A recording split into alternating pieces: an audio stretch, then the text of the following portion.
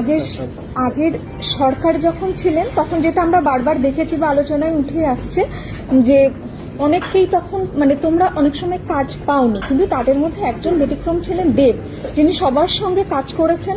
তার জন্য হয়তো নন্দনে তার ছবি রিলিজ হয়নি, কিন্তু তা বলে দেব তোমাদের সঙ্গে কাজ করা, ছবিতে অভিনয় করা কিন্তু বন্ধ করেননি। আজকে তোমরাও কি সেই জায়গাটাই বজায় রাখবে দেবের সঙ্গে? একদম এক্সেপশন, দেব একদম এক্সেপশন। ভীষণ প্রিয় ছেলে আমার, আমি ভীষণ ভালোবাসি ওকে।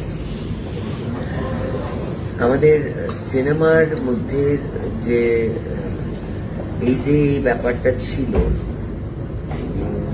দেখুন এত হচ্ছে আমরা সবাই ফ্রিল্যান্সার, পুরো প্রফেশনটাই হচ্ছে ফ্রিল্যান্সারদের। তো সেখানে দেব এটা একটা নিদর্শন হিসেবে প্রমাণ করেছে। এটা